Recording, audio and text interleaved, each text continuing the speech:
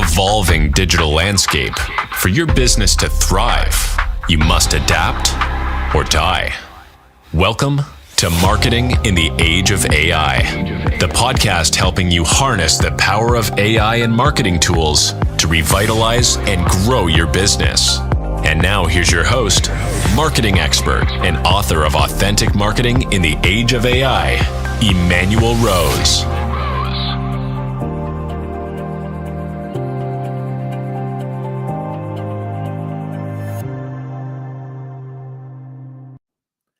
Welcome to this episode of Marketing in the Age of AI. And in this episode, we've got a chance to dig in deep in both fundamental design principles, strategic implementation, and the processes to evaluate and have the team test and look at new tools. Plus, we get to hear about some AI tools that are being developed by some really smart people. And today it's my pleasure to have on the show James Hipkin, who is really involved in all those things and so much more. I can't wait to see what we uncover today, James, thanks for joining. Hey, Emmanuel, it's my absolute pleasure to be here. I'm looking forward to our conversation. This is exciting stuff. Yeah, it sure is. It's interesting. Now, you've been building websites since about 2010. Is that accurate? That's right. It's been I had an opportunity coming out of my last agency assignment where I was managing the digital budget for Toyota, and I had an opportunity to buy a vendor. And nice. I bought Red 8 Interactive, and it was a production studio. So I shifted its emphasis around to website design and development because the website is the most important digital asset that a business owns. Most of them are terrible. Well, let's dig into that a little bit. What are some of the terrible things that you see about the average small business website? Well, I'll tell you, I see the same thing over and over again. And that's an absence of strategy. The website suffers from what I call checkboxism. The business owner has been told, you need a website. So they go out and get their nephew to build them a website. And they point at the website and go, look, I have a website, check the box. And there you have something that's sitting off on its own without any connection to the business's customers or the business itself. It's just there. And that absence of strategy is what most small business websites suffer from.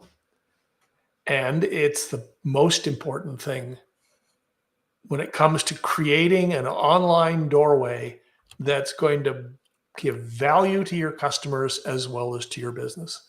It should be doing this for you. And if it's not, then the problem can probably be traced to an absence of strategy. That's interesting. And I think we're probably seeing, in addition to that, now we're seeing that there's a lot of tools in general that are being instituted by businesses in this kind of rush of tools that also have an absence of strategy. Would you agree, James? Oh yeah. I see the same thing when I assess digital marketing campaigns, and they've hired a social media agency who's industriously producing all kinds of content, on the various channels that they're supporting. That's pretty as all get out, clever copy, executionally, I'll give them a benefit of the doubt. They're doing a good job, but they're not strategic. And typically the business owner's not strategic. Right. So the business owner looks at this stuff and goes, well, it looks nice. And it's just adding to the digital noise. Pretty does not equal strategy. You can have a pretty social media campaign that is also strategic. But in the absence of strategy, it's just more noise. Yeah, right. It reminds me of that quote that says, "Don't confuse action with motion." Right? Yes. Or it's not necessarily connected. Well, we've got a chance to bring in your partner Jeff, and I would ask James that you would introduce Jeff for me and for the audience. Absolutely. Hey, Jeff. Hi, James. Hi, Emmanuel. Great to Hi. meet you. Great to meet you too. Jeff is my partner in crime on a couple of the AI initiatives that we're working on. I won't even though I've known him for a couple of years now, I still cannot pronounce his last name. So I don't bother. I'll let him do that himself if he chooses to. And Jeff's background is I first met him. I worked with him as a ghostwriter for some of the content that I've created, but he has actually evolved himself into being quite an advanced prompt engineer. Awesome. It's in the prompt engineering piece of this that our relationship has continued to develop and blossom. Love it. All right. Jeff, anything else you want to say about your background? Yeah, thank you, James. I am just obsessively curious about the universe. So when AI came out, it was like being reunited with my long lost twin. And we reached singularity this week. I gave an answer to my wife. She didn't like the answer. We asked AI and it gave her the exact same answer. Uh-oh. That's a little scary. It had better punctuation, but my answer was identical other than that. So it's kind of like a psychic Neuralink that you have with chat. Is that it, Jeff? Absolutely. We were meant to work together, and I'm going to use the word augmented reality. Is, we are smarter if we use it right. So love it. It's beautiful. Well, what I'd love to do is just to ask a couple of questions here, just philosophically, and then we'll move into some of the tools that you guys are working on, and the I guess the strategic development of those tools and where you're at. So, how's that sound? Perfect. Awesome. Well, good. So I really would love to have two questions answered. One is how a small business owner or a small organization should look at making assessments of AI tools and how to develop an implementation plan. And then the second thing, Jeff, since we got you, we got to talk about prompt engineering and how to develop a process for prompt engineering where you can still maintain your humanity and have the prompt engineering feed that humanity. So take those first and second. How about that? Well, great. I'll take the first one. The advice I'd give a business owner is think about AI tools in two buckets. There is the tactical problem solving bucket. That's where you can use AI tools to optimize and streamline mundane tasks. Mm-hmm. Optimize and streamline things that need to be better than they're being done, but don't need to be perfect. I'll give you an example. Great. We use content specialists to design and build websites for our Innately product, which is targeted at six-figure business owners. These are mostly stay-at-home moms. About 60% of them are military spouses. And they're not designers. We've trained them. They do a really good job.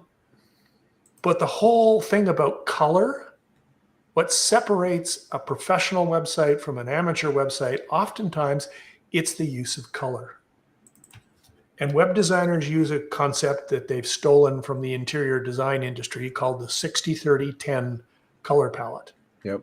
Where 60% of the colors on the website are background colors, 30% of the colors on the website are the primary and secondary color, and then 10% is the accent color. In a website, it's usually the call to actions. In an interior design situation, this is why there's a red pillow on the sofa.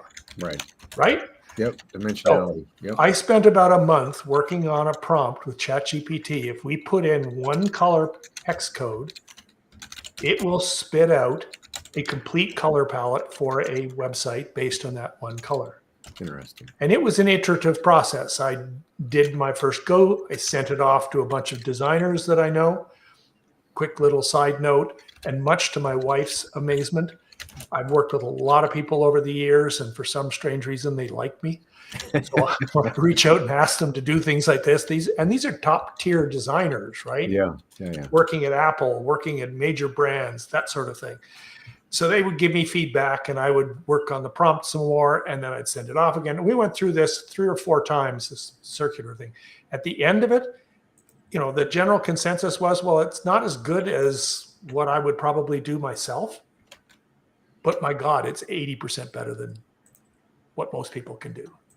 Right, because most people don't have an intuition about this color palette that you're talking about. Yeah, exactly. And they don't understand the concept behind the 60-30-10. So what we did is we took that practical solution and I had one of our developers build out a WordPress plugin, and this is now available on the repository as the AI color palette generator. So it's available to anybody using full site editing in a WordPress site. And that's an example of a practical, tactical application of AI. So how would, say, a small legal shop implement a process like that in their marketing, James? I think Jeff probably has some experience with that, right, Jeff? Absolutely. So this will tie into what James and I are working on. But James and I come from a sales world, James from marketing, and we both have this little pet peeve that everybody is trying to sell something to everyone as their avatar. Right. And that was just when we had a few conversations. It doesn't work in sales. It doesn't work in marketing. And when you try to say I serve everyone, you ultimately serve no one. Yeah, I'm with you. So one of the things I figured out, and James and I are working on the product for it, is how to get a small local law firm, or I work with a lot of accounting firms, sit down and figure out exactly who you want to serve. And there are some cheats on how you can determine that. We use AI to get really, really clear to the point that you're writing detailed content. I'm Colby 4592, which means I'm high quick start. I really annoy accountants who are high fact finder. Yeah. So you want to make sure that the language you use, everything attracts the avatar that you want to work with. And honestly, it should repel those that you don't. Right. And what I love about AI is if you're very, very specific on who you serve, you'll find them in droves. Yep. And so when we're looking at, which AI to pick, I tell people start with a GPT model, a written model, because it'll help you with your communication. And just even if you're not perfect at it, you can say, okay, my audience is middle-aged white guys who focus on innovation, and it'll tailor your content to that specific audience. Sure. Now, James and I are getting deeper into the psyche of that individual. But honestly, we both agree, I think, James, I'll let you comment on it, that having a bad avatar is better than having no avatar. Sure. So we're trying to help people get a better avatar. And, like James's color picking, it's not going to be as good as if James or I sat down and worked with them. Sure. But it's better than what they had yesterday. Yeah, that makes sense. So, so in terms of a process, though, for the way that a small business would go around and decide how to dive in, right? Like, hey, everybody's talking about AI. I need to integrate into my marketing. Where do we start and how do we start? It starts with their current existing customers. Yeah. Most businesses, 80% of their revenue is coming from 20% of their customers. Sure. Pareto's rule. Yeah. They either subjectively understand who they are, or if they've got data, they may be able to objectively identify who their best customers are. Yep. If you interview your best customers and base your avatar on who your best customers are, and then craft your marketing as a result of that avatar, you're much more likely to attract more customers like your best customers. Love it. And this model, as simple as it is when I'm explaining it, it's still, people don't do it. They think that they're going to convince that good marketing is going to change somebody's need state. Not going to happen. No. The best marketing in the world is not going to change a consumer's need state. And that's true whether you're a lawyer, an accountant, a builder of widgets, a seller of services. Understand who your best customers are and craft an avatar based on who they are. All right. Well, that's good. I like that. So we're going to start foundationally, which is there a market and who is the market for your product or service? Exactly. And you guys have found and figured out a process by which to speed up that avatar development. Is that correct? That's what we're working on. But before we get into that, there's one other piece of this. Yeah. That while many businesses will tell you that they have an avatar, even if it's a bad one, they've got something. So it's not a terribly unique idea. When I follow up and ask them, so have you mapped the buyer's journey? Right. And this is where Jeff's sales background comes in and where my relationship marketing background comes in. The buyer's journey is not a static thing. That's a good point. I love that. It goes from you are not even a dot on their horizon. Yep. Through something happened in their life that caused them to start thinking about the category. That's the top of the funnel. Yeah. And then as they're moving through the journey, they're moving into the consideration phase. Well, I got to solve this problem. I wonder what my choices are. And there's a whole bunch of questions that revolve around that. And then they get deeper along the pathway and they're down into the prospecting stage where they've got, well, I've got 2 or 3 choices and I got to pick one of them. And then there's the decision phase. And each one of those phases in the journey requires different content, different approaches, different questions that need to be answered. The way they need to be answered needs to be different. The kind of content, media you're going to use is going to be different. Mapping that buyer's journey is the other half of the avatar.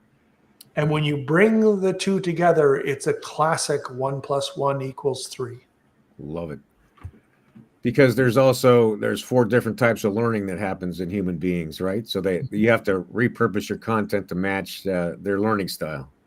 Exactly. And then you get into the different segments in your audience. And as Jeff was saying, like accountants have one style of investigation and Jeff has a different style. Sure. Yep. He needs to, if he doesn't know the accountants have that different style, he can't modify how he presents his ideas to them and it just won't be effective.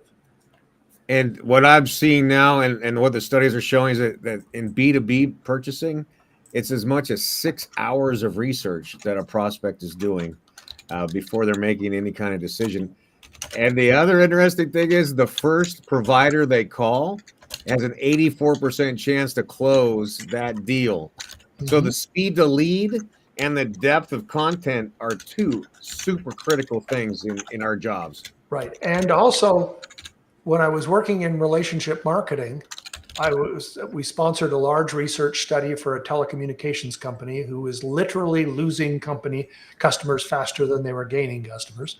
Okay. And we did this research study on loyalty in the long distance calling category. This is back pre-cell phone days. There was no loyalty in those days. And the researcher was standing in front of the audience. I don't remember any of the details from the readout, but I remember one sentence that he said.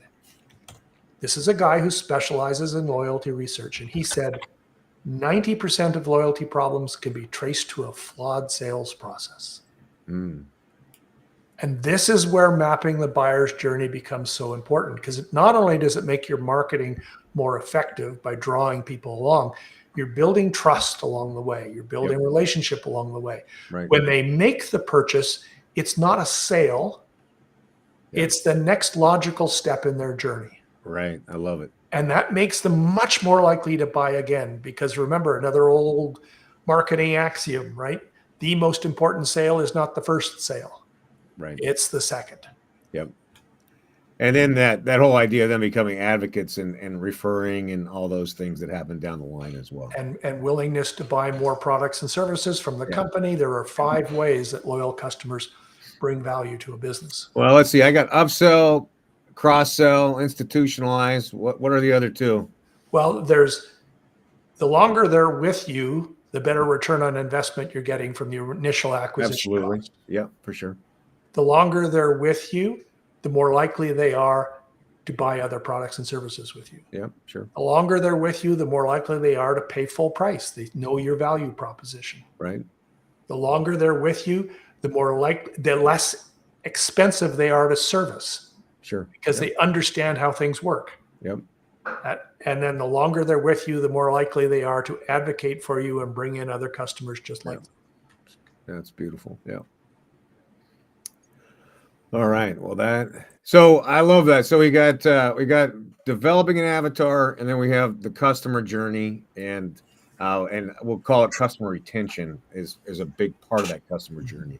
Exactly. Because in the journey map, the purchase is not the end of the journey. It's about 2/3 of the way through. Yeah. Love it. If it's done well. Well, yeah. So that's an important philosophical shift that a small business owner can make in terms of how they're picturing A, their marketing, and B, their customer acquisition and retention. Exactly. Very powerful. Well, so we'll move on into this idea of the prompt writing, Jeff, and kind of your three biggest gifts that you could give to somebody listening to this show who's just figuring out how to manage the AI tools. Great. Excuse me. Great question. Number one, first thing I would say is follow an iterative process. Way too many people log into their favorite AI, sit down and say, hey, AI, give me this. And if you give bad instructions, just think about, if you have a teenage kid and you tell them to, go mow the lawn. Well, there's different degrees of mowing the lawn. So first things first, don't ever just spit it out and hope for the best the first time. You're the adult here. So number one, your job is to ask it questions, get it to give you a better answer. You give it critiques, you give it commentary. But definitely the more context you give it, the better your result. So I know people that'll say, hey, write me a blog post on marketing. And James probably sees those all the time. They're about this valuable in terms of the grand scheme of things because they're so generic, so vague. But you would never do that with an employee. You would never do it with a kid. Why would you do it with an AI model? So my first piece of advice, I don't get to the good stuff until about the sixth conversation or sixth question in. So that's number one. Don't take the first thing it gives you. Like it. Number two, give it a lot of parameters. So I always assign it a role. Here's the role you're playing. Yep. I'll give it an objective of here's what I'm trying to get to. I'll give it some advice on the format or style. And coming back to what we've already discussed, here's the audience I'm writing it for. Right. And if you don't believe me, by the way, there's a bunch of other things. I like to give it examples and things like that. But if you don't believe me, just try writing a prompt to generate a LinkedIn post and then come back and say, please rewrite this knowing my audience is X. Yep. And the difference between the two is day and night. And the third piece of advice, less is more. I know people, and James knows this, I was that guy. It's like, ooh, I want to learn everything. There's a few thousand AI apps out there today, and I feel like that number doubles every day. I agree. My advice to everybody is pick one that solves a problem in your life well. And I always start with where do you spend the most time in a week, what you hate, that you could then offload. And once you've gained 5 hours of your life back, then maybe see if you need a second or third one. But honestly, less is more. And the best tool for you is the one that you know how to use inside out and sideways. So early on, I just committed and I said, I hope I picked the right one. I'm just going to learn everything I can about ChatGPT. Yep. Now, luckily, that applies to Gemini and Claude and Copilot, etc. But find the one that solves your biggest pain in life and get good at it. And once you've got the free time, then you can go play with other ones. Love that. And just for some context about how much time do you spend building a prompt from beginning to end that gives you something that's valuable to you, Jeff? How much time does Jeff spend, or how much time should people spend? I've spent a week building a prompt because it was a big prompt. The project James and I are working on, I'm probably about 2 weeks into, and for the record, it's not a prompt, it's a series of prompts. Right. But usually for most people, I would say that the time you spend on a prompt, you will get back tenfold later. Whereas if you don't spend, if it's garbage in, garbage out. So I have a prompt template that I always start with. Yeah. And it reminds me to provide the objective, and it provides the feedback. But basically, if you do it right, it'll take you 2-3 minutes, and it'll save you 3, 4, 5 hours down the road. Love it. And if somebody wanted to buy that template from you, how would they get a hold of you to do that? That's a great question, and I wish I had a great answer, but I give it away for free. So if people want it, it's on my YouTube channel. I'll give you the link you can share. Yeah, perfect. I am tired of watching. I'm really passionate, as is James. I've seen small businesses fail because they didn't know what to do, or worse, they took bad advice, hoped for the best, and failed. So I committed when I started exploring ChatGPT, I'm going to share a lot of the things I learned on my own, so that the solopreneurs and the micro companies, they can at least get an advantage.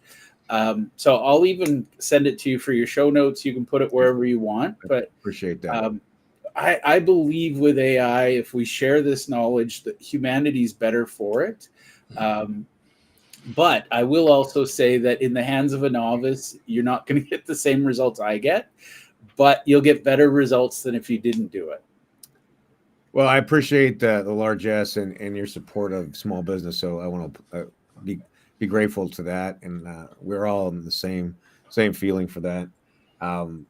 And the second part is that, yeah, I think that's what the beauty of AI is that it provides us a step up for something that we don't have any idea of how to accomplish, right? It gives us something to start with, and that's what I really love about it. And this idea where I can go and say, put in my one of my books and say, develop a content calendar for me for the next 12 months for 1 post a week on LinkedIn, and it sends back 60% good ideas, and it's like, wow, that saved me a lot of time. I love that. And I can then get iterative with it. And full disclosure, 40%, not so good. Right. But it's still better than staring at a blank page going, holy crap, I'm going to go check the laundry or do something else because I got writer's block. So and that's an important point, that AI is like having a super smart intern at your disposal. Yep. And but it's completely objective. Right. It doesn't have your baggage. Right. It's going to think of things that as soon as you see them, you go, oh my, I should have thought of that. Yeah. Right. Right. I'll ask, I'll use it to structure a blog post, and I'll give it follow the same model that Jeff is talking about. And I'll ask it for like a structural outline, define who the audience is, et cetera, et cetera. I'll train the AI by giving it excerpts from existing writing of mine. So it understands my writing style. It understands all that kind of good stuff. And then it comes back with a structure for this blog post. And almost invariably, there's something in there that I went, oh, right. That. Right. And that's where it brings that objectivity. Now you still have to do the work, right? It really doesn't save me any time writing a blog post, but I think I get better blog posts as a result because they're more complete. Yeah, I agree. I do think that's an amazing part of it. And there's levers, there's time savers that I found, but I agree that it is 60-70% work and that you spend your time combing through it and then continually to input the human spark into And that's the other half of the question you asked earlier about, and I said there are two areas where a business owner can use it. We talked about the tactical. right. Now we're talking about the strategic. Yeah. Where you're using it as a strategic partner to help you create value more efficiently and more effectively, because it's bringing that objective third-party perspective and allowing you to spend less time on the sort of journeyman structural stuff, Right. and more time on the creating content that's going to create value. Yeah. Yeah, I've heard it described as it's as if you're training a new staff person and treat it like a staff person, and that you're imbuing it with philosophy and strategy and tactics, and then managing it versus just turning it loose. Well, good. Anything else to close out that section? No. All right. Good. I love it. Very, very, very nice and succinct and clear action plan, which is amazing.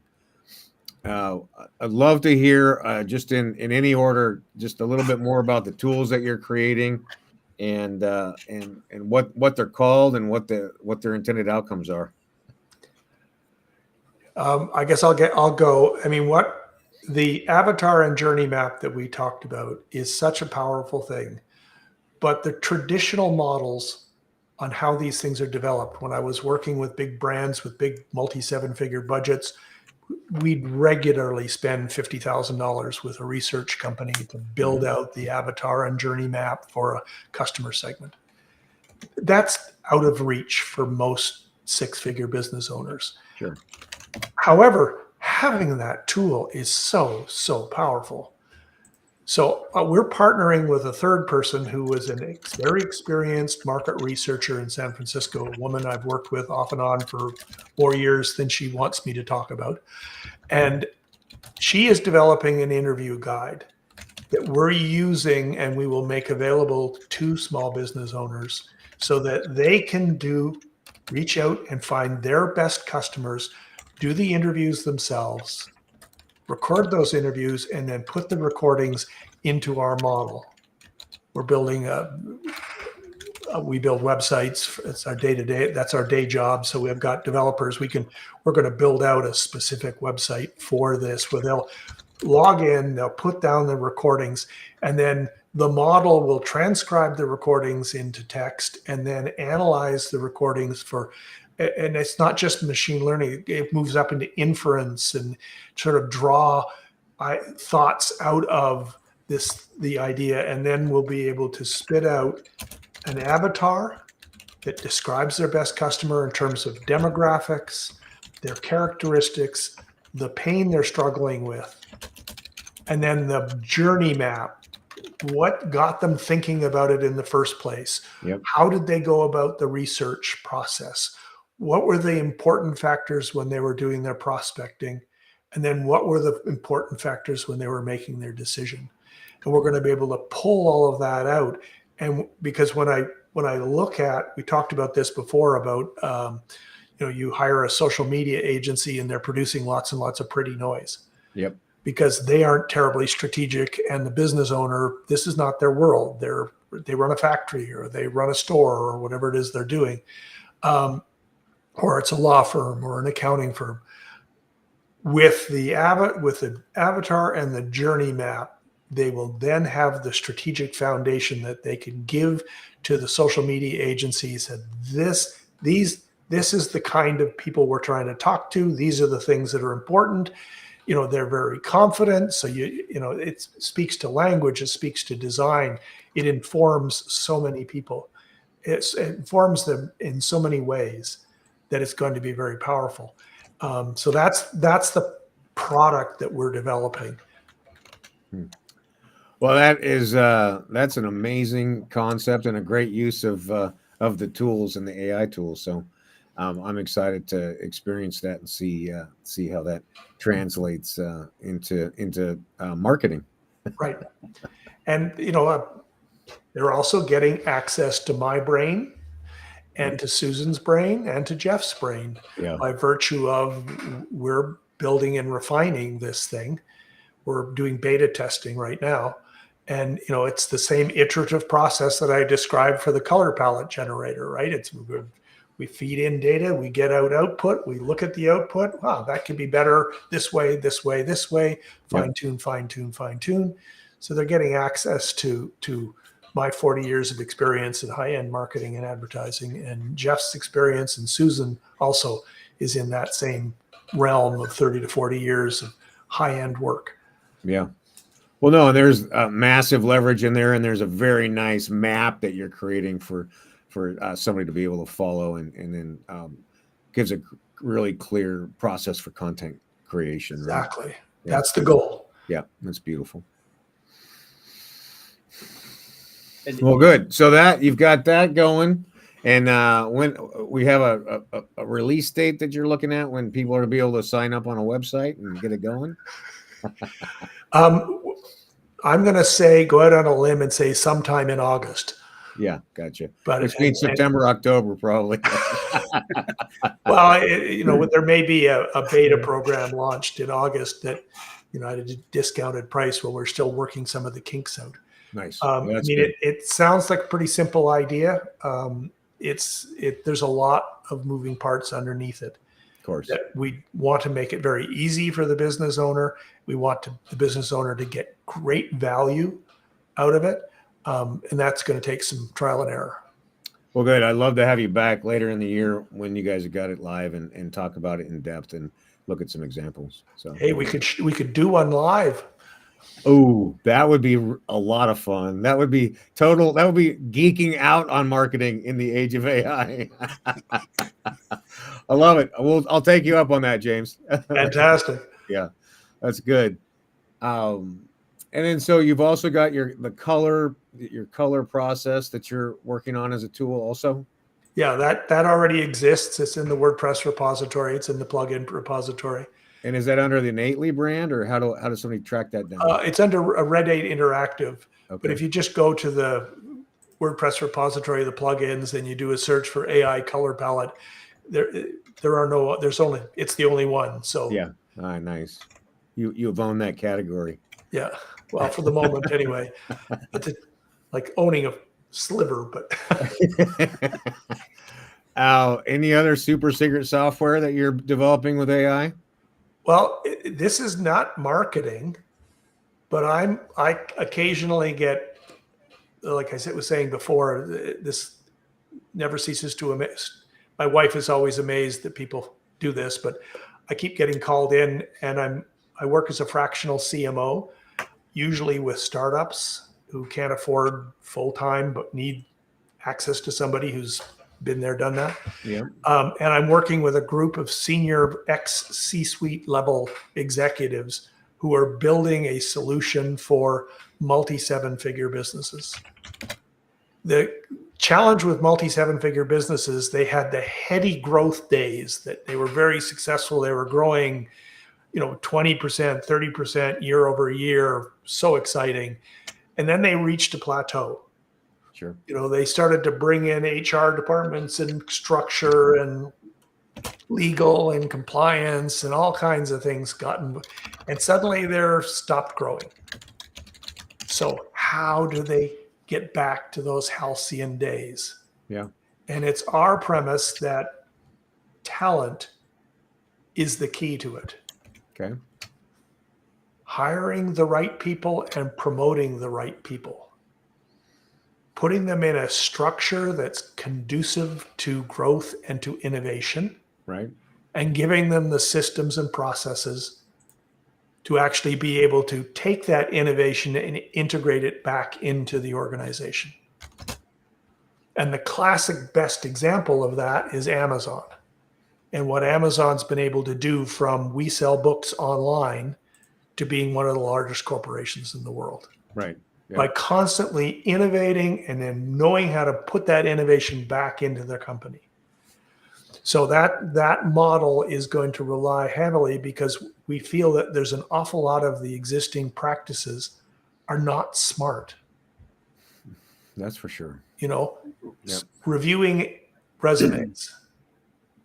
Having a common interview guide that looks at emotional intelligence and comfort with complexity, a lot of these softer but still extremely important metrics that an employee, either somebody you're hiring or somebody you're thinking about promoting, you need to understand.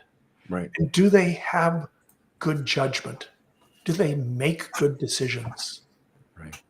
And we're using AI and language models in partnership with a company in Silicon Valley who's he's a very senior executive. He's had 4 successful IPOs, and many people consider him the father of AI.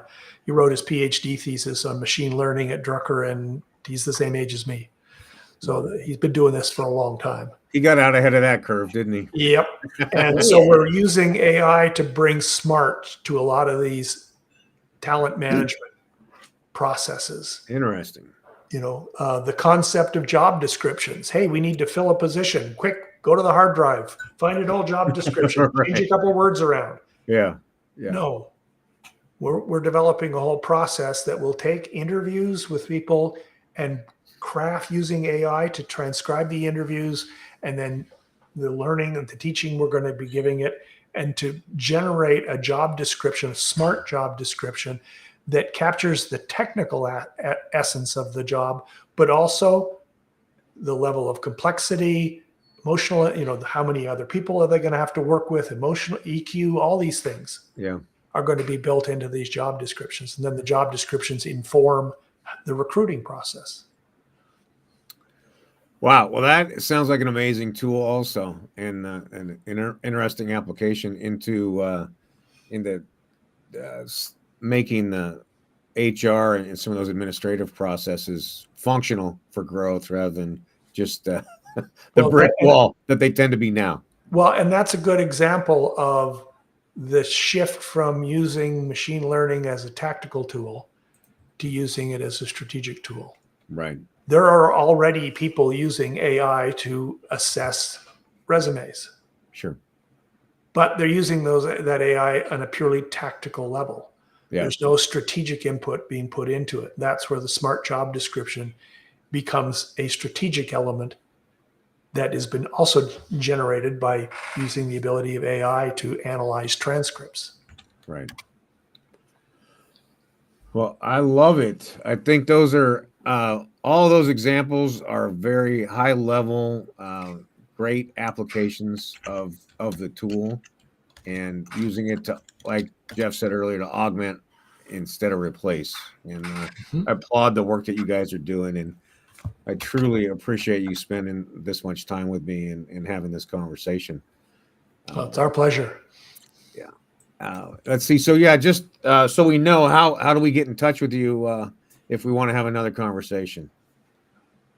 Well, for me, if they go to vipchatwithjames.com, they can book a few minutes on my calendar, and I'd love to chat about marketing, AI, food, life, whatever makes them happy.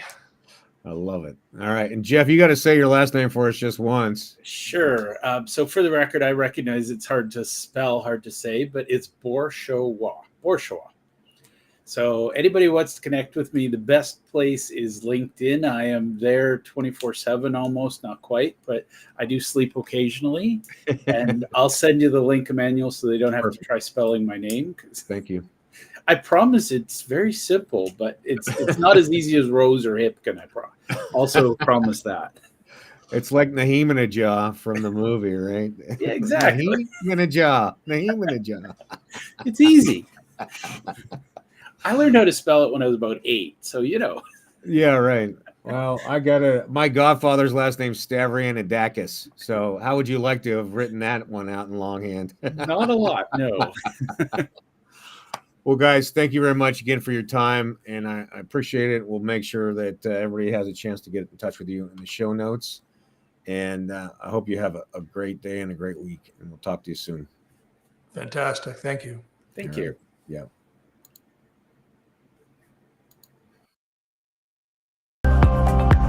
Thanks for listening to Marketing in the Age of AI. Be sure to subscribe wherever you heard this podcast so you never miss a future episode. Your copy of Authentic Marketing in the Age of AI is available at Amazon.com or EmmanuelRose.com. You can also connect with Emmanuel on LinkedIn. Thanks again for listening, and we'll see you next time.